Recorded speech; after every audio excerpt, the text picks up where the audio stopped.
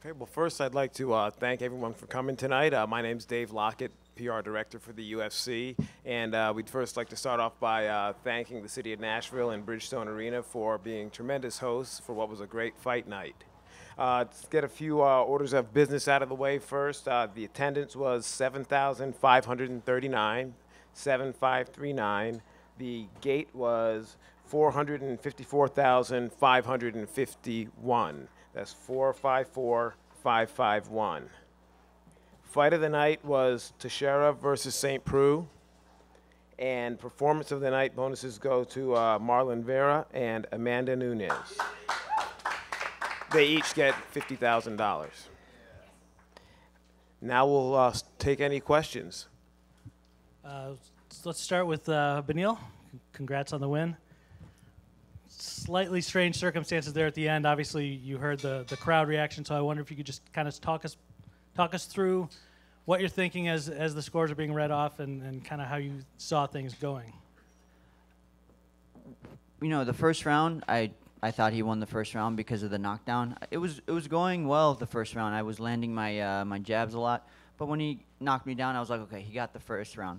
Second round was much closer, and when I went back to my corner, Master Rafael said it could go either way. So, and then the third round, I feel like I just outlanded him. So when we got to the judge's decision, and they said split decision, it could have gone either way, and I would have understood.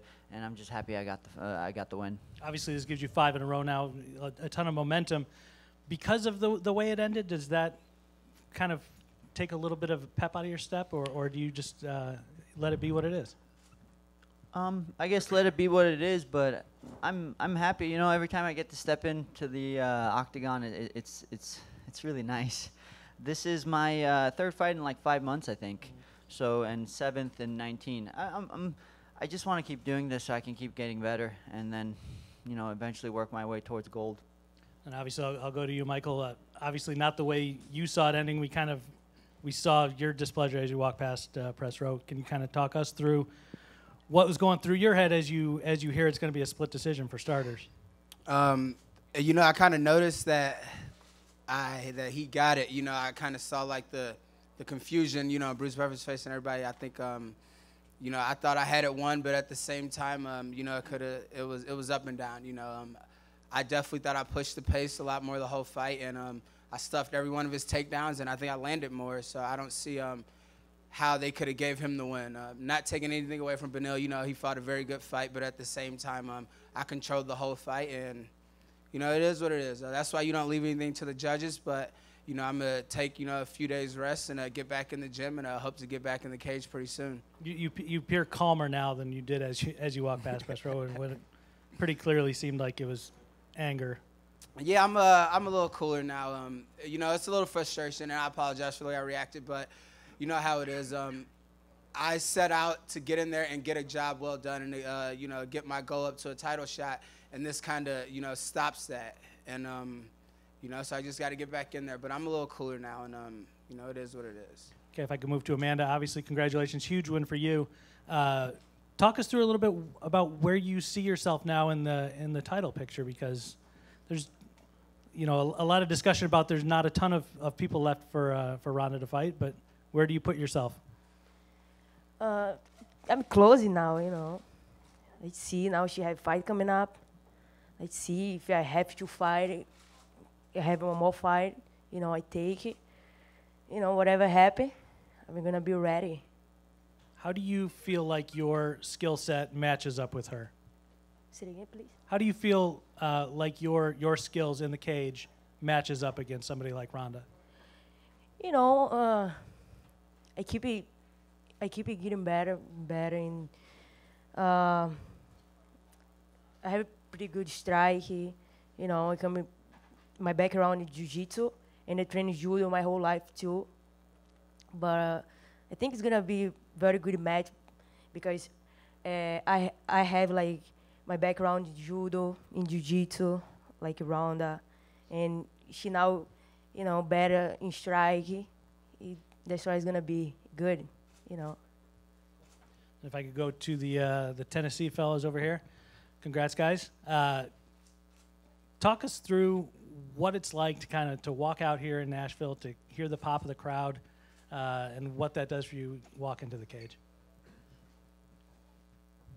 Were you sitting out there when we walked out? You know, that's what it does for us. I feel like we got some of the loudest cheers the entire night, and we're low on the card, you know what I mean? So to come out here and get that kind of love from Nashville and our hometown is it's a blessing, you know, beyond your dreams. You know, a lot of people just they really, really, really want the UFC to go to their city, go to their hometown, and it never happens for a lot of people. So to be able to experience that, it was huge. It was an absolute dream, you know, for me especially. I'm brand new, so I've been to some undercards now, and the first fight, there's barely any people in the arena. So to walk out and to hear that reception and, you know, for everybody to welcome me like that was a dream for sure. And, you know, I definitely didn't expect it, but, you know, I used the energy and I fed off of it, and, man, it was great. Question for Amanda. You told me on Thursday that you didn't want to talk your way into a title fight. You wanted to show why you deserved it. How much do you feel like you did show finishing Sarah McMahon the way you did tonight? Sarah McMahon is pretty tough, you know, and I finished her today, the first round, and I think I deserve, you know, maybe the title shot, or someone can make me like more close, and that's all. Do you feel like, you know, in this day and age of, you know, the Conor McGregors and what Betch Correia did, do you feel like you have to be a little more vocal if you want to fight Ronda, that you're going to, you know, maybe have to talk a little bit more about her, or do you feel like your performance should earn you the shot? Yeah, I don't need to talk. I'm going to show. I'm going to step in the cage. I'm going to, you know, doing my things, and my next fight is going to be like this.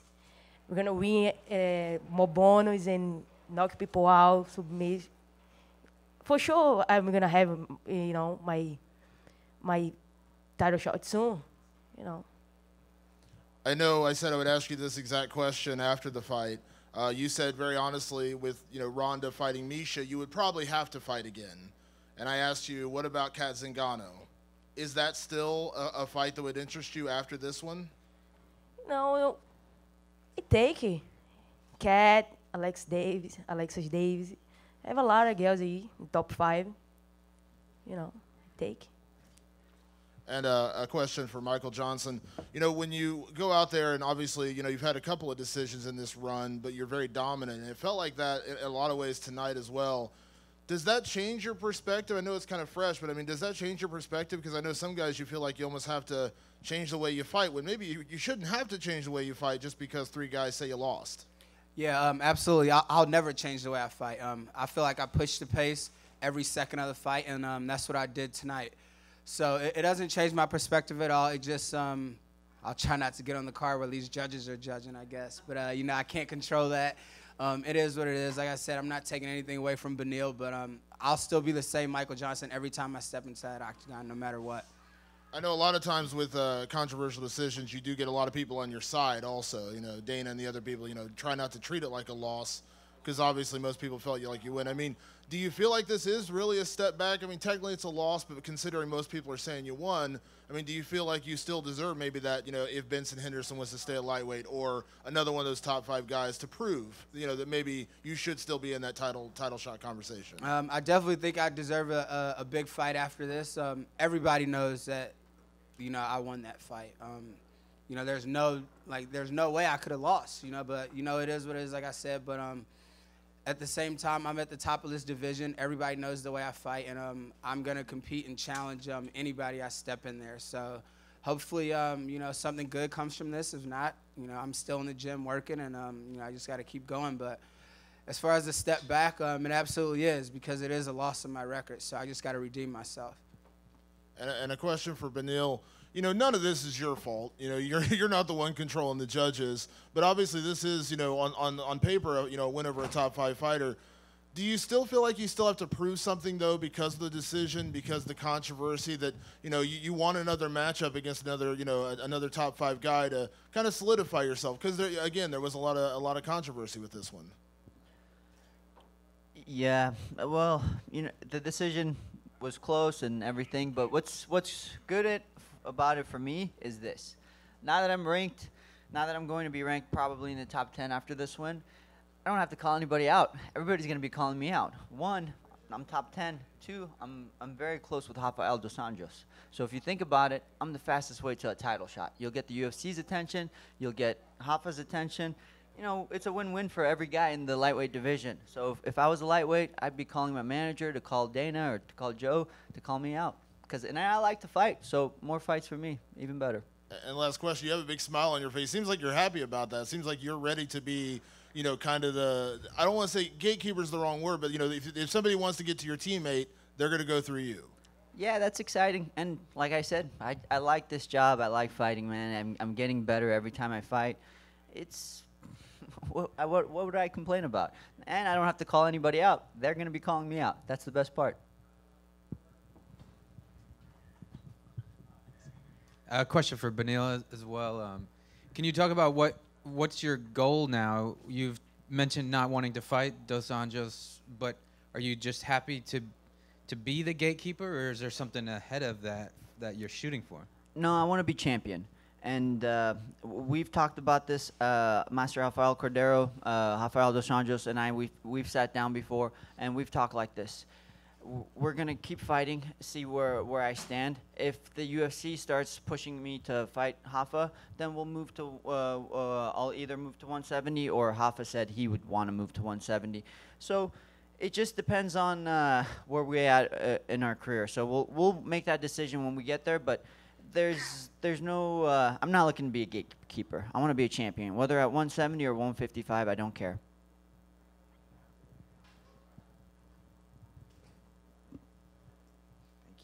Okay, some questions for Scott.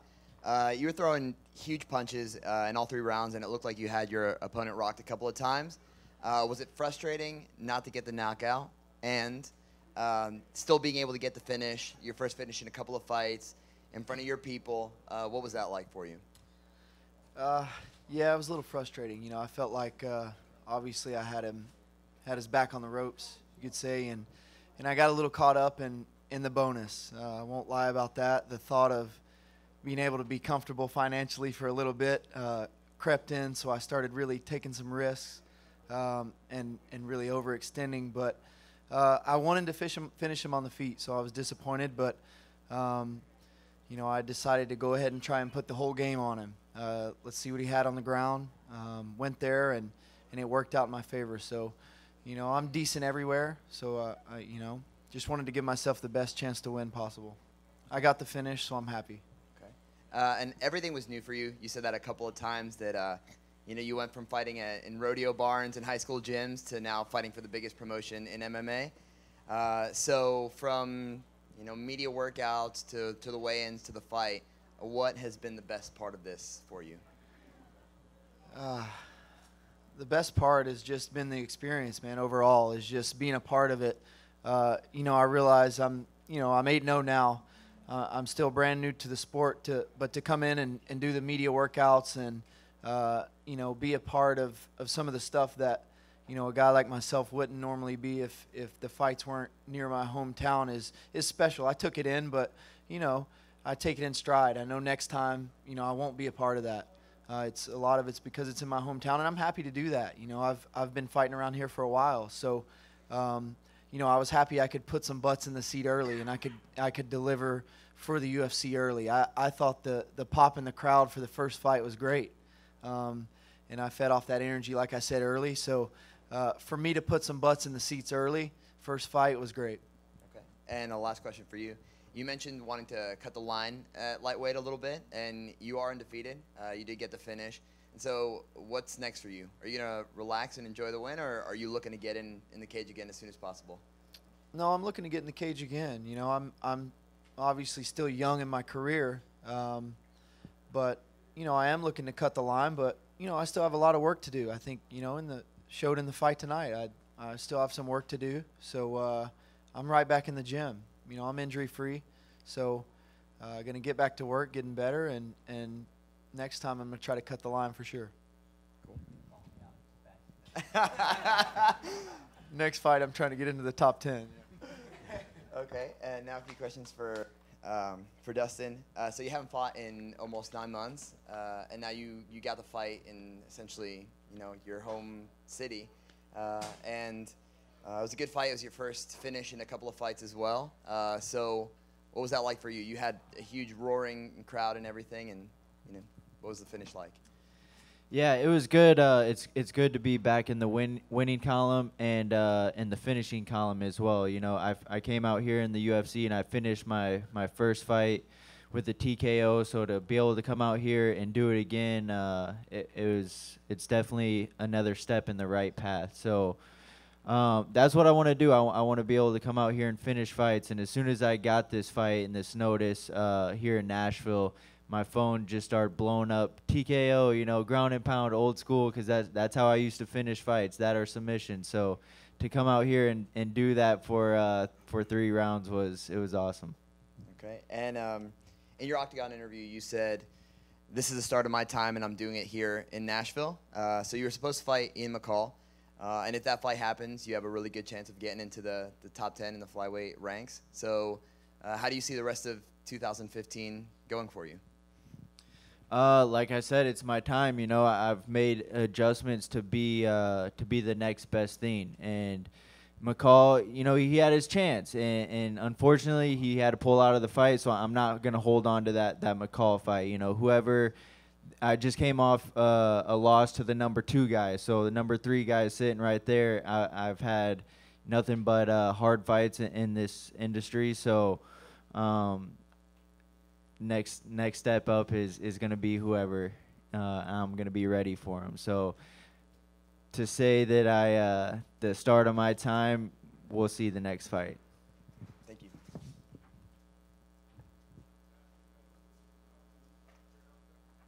Did we have another question?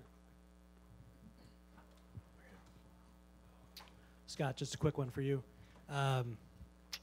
You looked big for 155.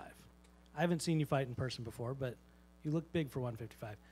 Is 170 something that you ever think about that's in your future? I know you right now, obviously, you made the weight. You fought at 155 in the UFC. You won impressively. So I'm sure it's not something you're thinking about in the near term, but is 170 something down the road for you? No, absolutely not. Have you seen those guys? I have. Those guys are gigantic. No, that's some Benson Henderson stuff there. For me, 55 is not a problem, really. You know, I don't consider myself a big 55. You know, when it comes to putting weight back on, as far as on the scale or standing next to some of the bigger guys in the division, I don't consider myself that, especially with the IV ban coming. You know, I think I'll be okay. 170 is I'm pretty short, so those guys, they get big. So, no, not something I considered. Okay. Guess as a compliment to you then that you looked that big. Thank you. I appreciate that. Dave, do we have... Okay, if we don't have any other questions right now, we're still waiting on the main event fighters, and they will be coming shortly. But are there any other questions for this group here? If not, we will let them go, and then we'll resume with the main event fighters as soon as they are ready. Okay, we'll let you guys go. And we'll resume again shortly, just a few minutes with Glover and Ovince St. Preux. Well, I'd like to thank everyone for your patience. We're going to get started again. For the benefit of the fighters, I do want to let them know that they both participated in the fight of the night, so they both Glover and Ovince do get $50,000 bonuses. Before we get started again, I also do want to thank the Tennessee Titans for coming out. We had about 50 players from the Tennessee Titans that came out to watch tonight's event, so there's a lot of local support down here in Nashville. Okay, we'll take any questions now. Glover, congrats on the win.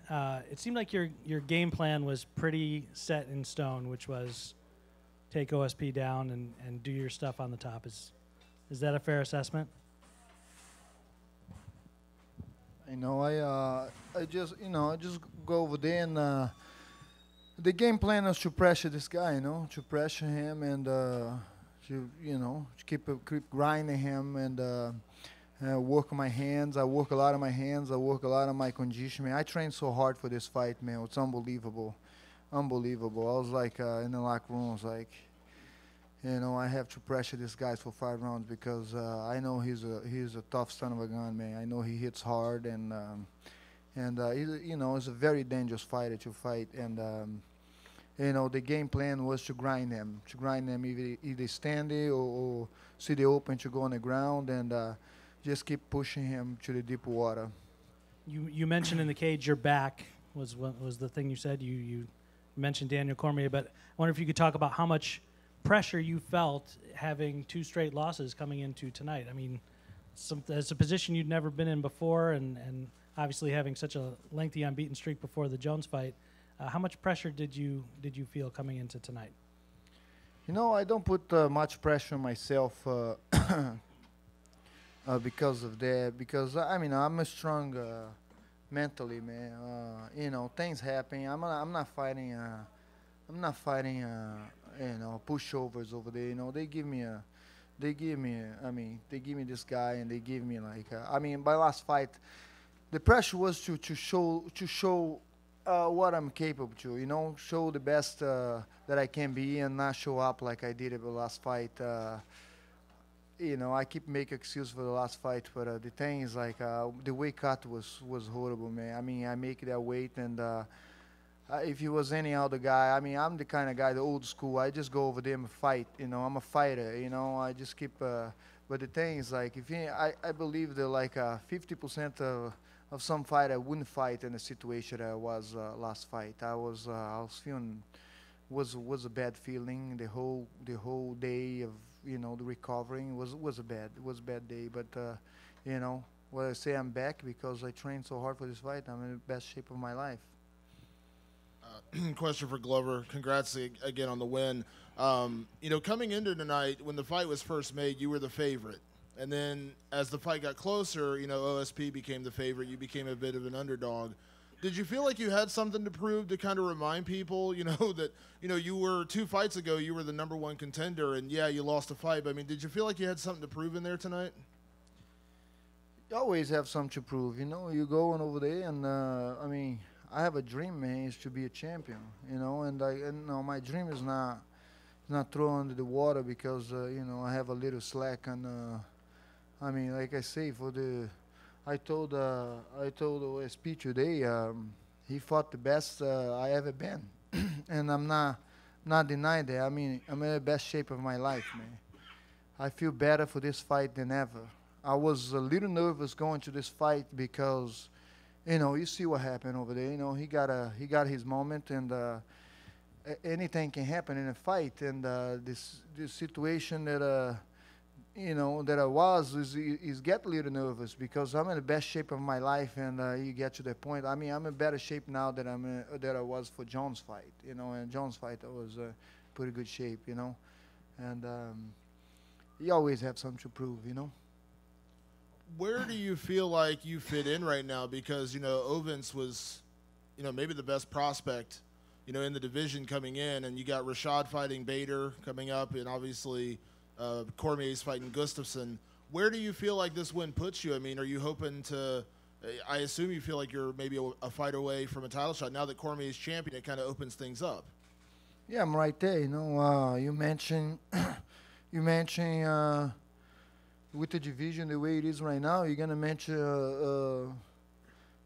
the top contenders. You're going to have to mention my name. You know what I mean? It's like that. I'm there, and see what the organization do. And I know, man. I just prepare and do whatever. Show my best every time. And a question for OSP. Obviously, this week was so much on you. Home state fight. The crowd was on your side. Now that it's all said and done, was there any moment of the pressure? Did it ever, kind of, mount up on you at all in this week, in this leading up to the fight? I mean, to be honest, with certain fights like this, especially it being in the state of Tennessee, you know, I've been here since 2001, played football at University of Tennessee. So there was a lot of pressure, but, you know, I thrive off of pressure and stuff. I felt good coming to the fight. There's certain times during the fight, like you said, I could have capitalized on it, but kind of caught myself getting a little carried away and stuff. But, you know, at the same time, you know, Glover, he's ranked number 4 for a reason. You know, he's ahead of me. He's ranked number 4 for a reason. So he definitely went out there, proved that he was a definitely top contender. But at the same time, I'm not done by far at all. You know, I still, you know, I tell people, like, people don't realize how new I am to this game. You know, when I came into this game, I didn't know anything. And, you know, for me to be able to make it as far as I can, as far as I did, to me, that's pretty good. And I think I still could make him far. So, you know, told my trainer, he's just like, hey, look, you're going to have to get on me a lot more. So that's what he's going to do. So my next fight is going to be incredible. I'm going to tell you that much. It's going to be incredible. Everyone after the fight, of course, is going to point to the takedowns. You know, that was the big difference in the fight. You know, we saw the Ryan Bader fight. You know, he approached it the same way. But then you beat Pat Cummins, who's an NCAA All-American. So I don't think people can say you haven't practiced your wrestling. Did what Glover do surprise you at all, that he had that game plan? Or kind of walk us through that part of the fight? Because you fought wrestlers and beat wrestlers, so I don't think, you know, people are going to say takedown defense. But, I mean, you just came off a win over Pat Cummins, who's an incredible wrestler. Not necessarily. I mean, I knew he was good with takedowns and stuff. I knew he had hard hands and stuff.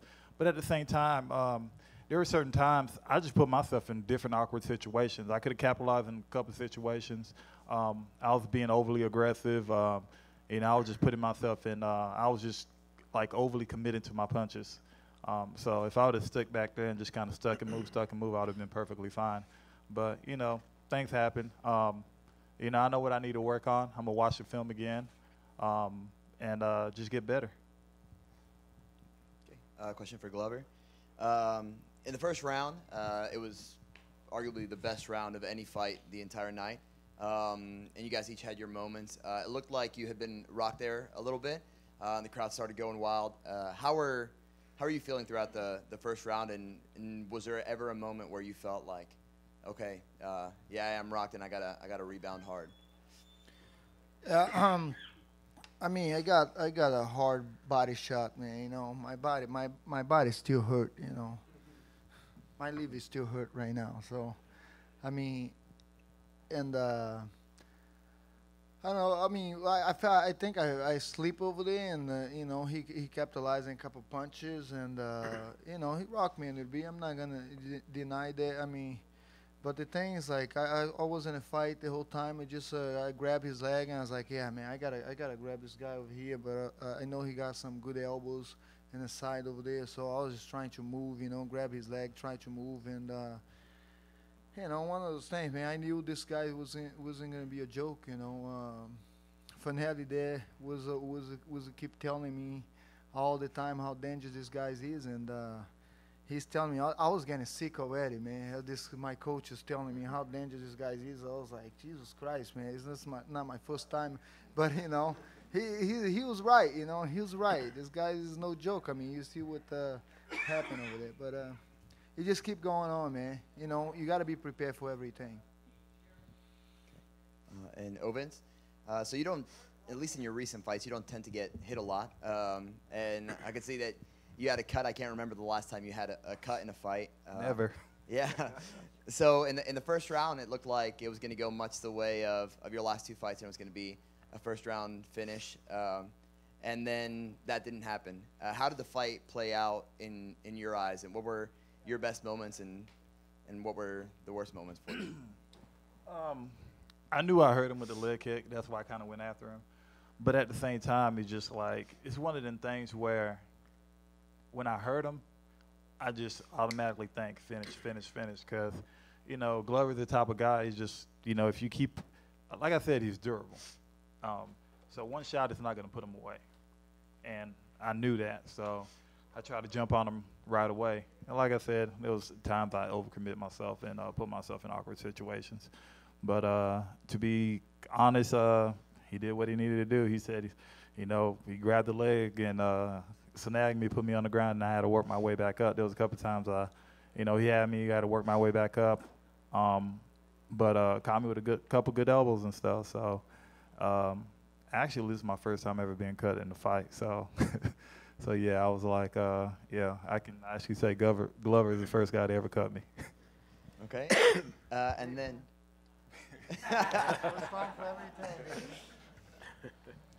And then also the response to having the crowd behind you, Scott, Dustin, you, the Tennessee fighters, you guys had huge responses to the point where you got huge applause and your opponents got huge boos. The decision to walk out to Rocky Top and to really utilize that Tennessee spirit, how did that come about, and what was it like for you? That decision right there was a no-brainer. I'm in the state of Tennessee. I played football at University of Tennessee. So, just Rocky Top was just a song to come out to. And, it was just to get the crowd off of that. Like, I was actually, feeding off of that myself. And I think that's why I came out in the first round so relentless and stuff. So, that decision was incredible. As for the other guys, Scott did a great job. Dustin did a great job. So, I ended up doing an okay job. I didn't get to win, but, at least I put on a show. And that's what I do, is try to put on shows. Kind of a follow-up to that, was a strong start part of your strategy going into the fight, or was that kind of a product of the environment? A product of the environment. I definitely tried to get a feel for it. I knew he was going to actually walk towards me, and I told myself I have to land a shot first. And, I landed the shot first, and I thought I was able to finish him, but overcommitted myself. Put myself in awkward situations, and he capitalized on that very well. But yeah, I just wanted to have a feel for it. Any more questions? All right. Well, thank everyone for coming, and good night. Thank you.